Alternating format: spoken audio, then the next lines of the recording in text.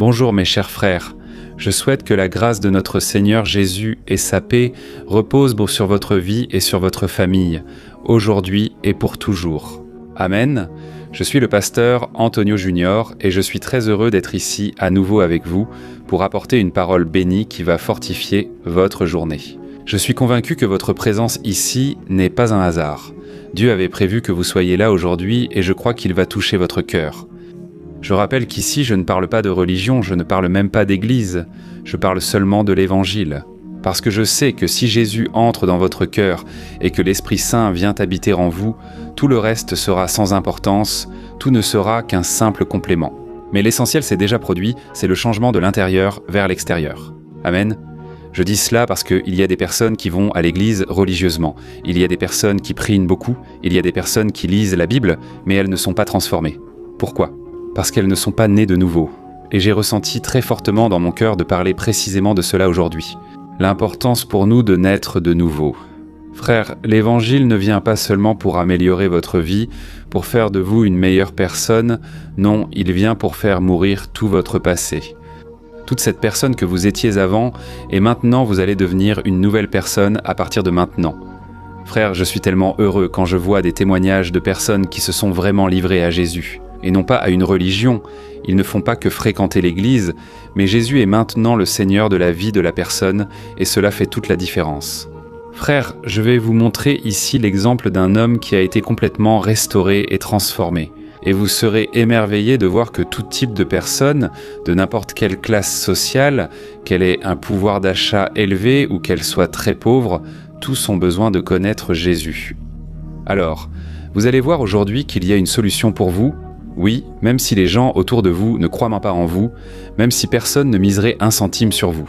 Dieu connaît votre valeur, vous avez coûté le sang de son Fils Jésus versé sur la croix du Calvaire. Alors mon frère, si nous savions à quel point nous avons de la valeur pour Dieu, nous serions des personnes beaucoup plus heureuses, accomplies, en sachant que le Père nous aime et qu'il nous a achetés pour lui. Il veut désormais prendre soin de chaque détail de notre vie. Amen. Commençons déjà par ce message, une bénédiction aujourd'hui. Mais je te demande juste de t'abonner à ma chaîne, c'est très rapide. Clique ici, sur le bouton s'abonner, et à côté, tu verras une petite cloche. Regarde un peu, tu dois cliquer sur cette cloche et sélectionner l'option « Toutes », d'accord ? Comme ça, YouTube enverra directement sur ton téléphone la prochaine prière que je publierai. Gloire à Dieu. Frères, je veux lire avec vous un passage qui se trouve dans Jean, chapitre 3, versets 1 et 2, qui parle d'un homme appelé Nicodème. Nicodème était un religieux de l'époque de Jésus, un homme extrêmement intelligent, instruit, qui avait une connaissance hors du commun. Mais il s'est intéressé à Jésus. Il a remarqué que Jésus, bien qu'il fasse partie de leur groupe, était différent de tous les autres.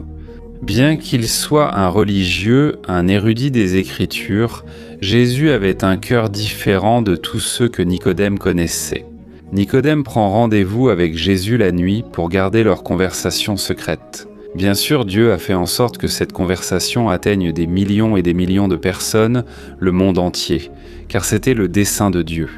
Mais alors, dans cette conversation qu'il a eue en privé avec Jésus, il a été émerveillé par ce que Jésus lui a dit et, en même temps, il a été confronté.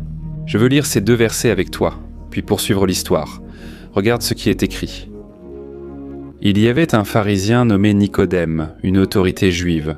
Il est venu voir Jésus pendant la nuit et lui a dit « Maître, nous savons que tu enseignes de la part de Dieu, car personne ne peut accomplir les signes miraculeux que tu fais si Dieu n'est pas avec lui. » Regardez comme c'est intéressant, frère. Ici, il est dit que Nicodème était une autorité parmi les Juifs. Et le Christ lui-même a dit au verset 10 que Nicodème était extrêmement respecté parmi les Juifs. Et souvent, on a cette idée, n'est-ce pas, que tout pharisien est un homme corrompu, un homme égoïste qui ne pense qu'à lui-même, un homme plein de lui-même. Mais ce n'est pas le cas de tous, voyez-vous, frères. Nicodème, par exemple, il était très respecté. Il avait tout ce qu'une personne peut désirer. Il avait du pouvoir, il avait de la renommée et, très probablement, il avait de la richesse. C'était un homme très aisé, mais il manquait quelque chose dans le cœur de Nicodème. Vous comprenez, frères ?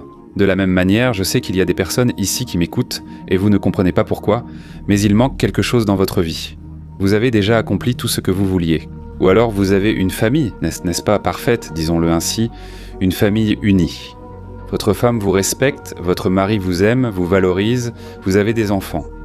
Tout semble bien se passer. Si vous écoutez la prière avec moi, c'est sûrement que vous cherchez quelque chose.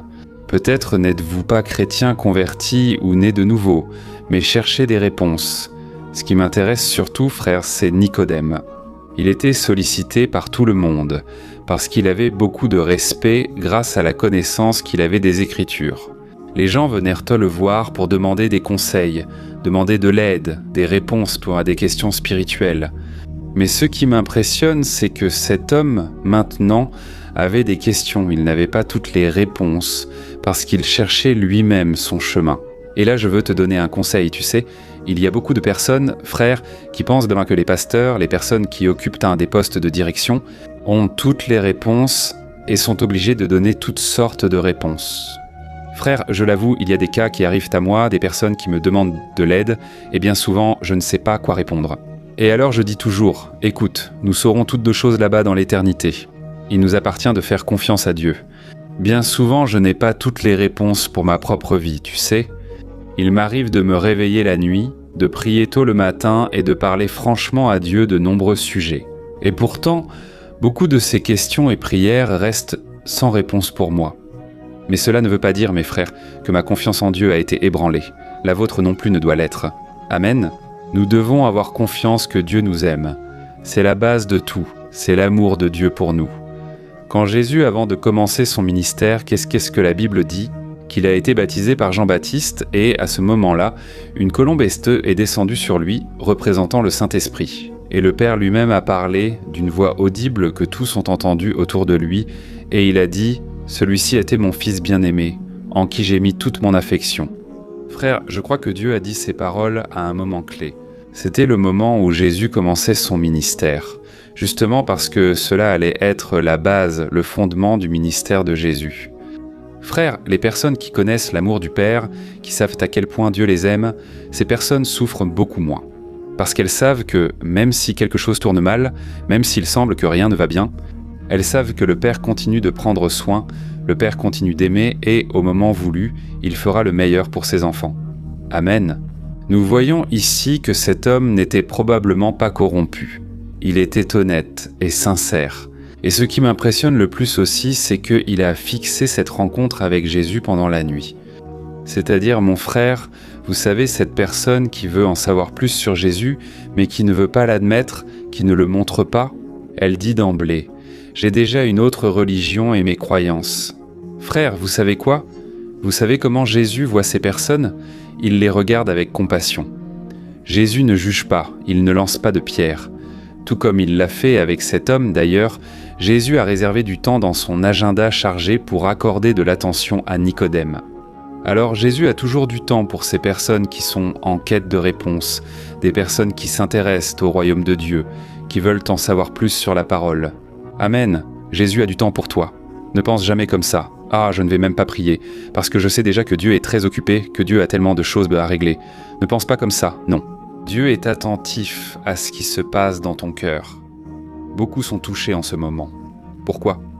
Parce que récemment, tu as posé des questions à Dieu. Tu t'es tellement interrogé.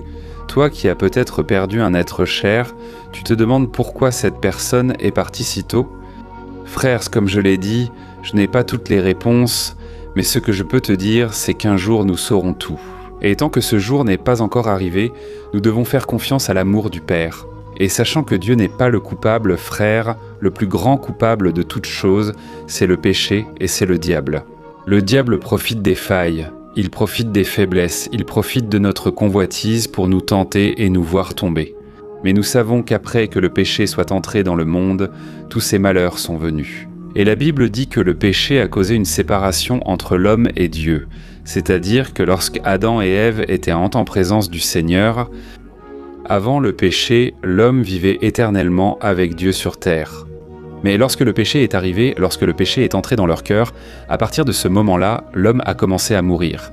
C'est pourquoi, frères, nous ne nous habituerons jamais à la mort, car nous ne sommes pas nés pour mourir. Cela est une conséquence du péché.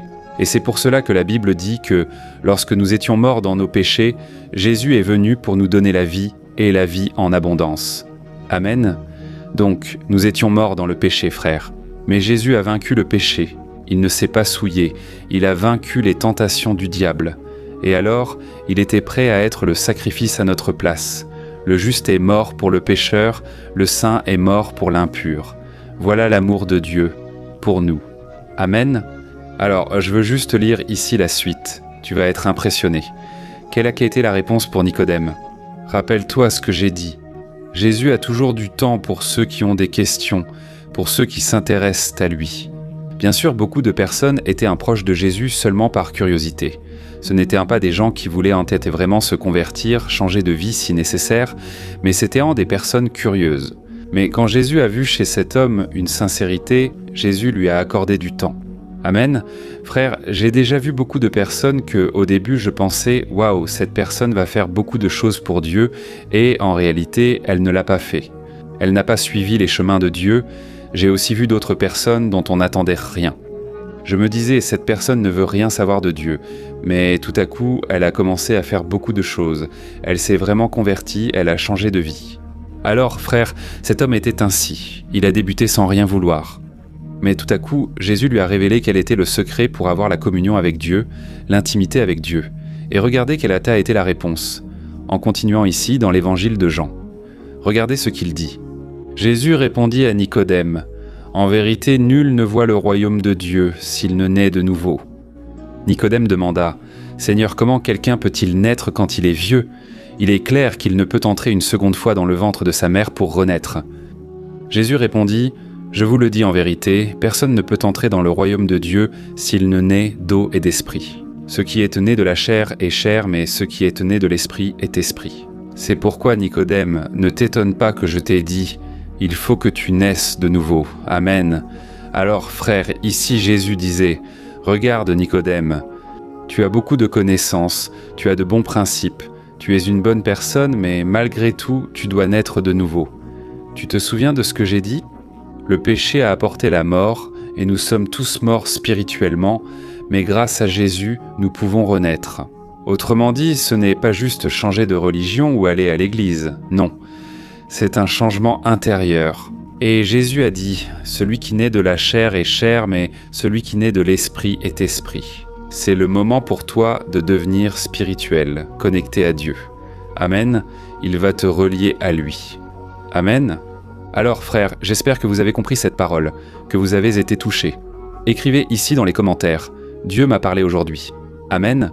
Cela encouragera d'autres personnes à recevoir cette parole. Et juste pour répondre à certains d'entre vous qui se demandent peut-être, mais pasteur, qu'est-il arrivé à Nicodème après cette conversation avec Jésus?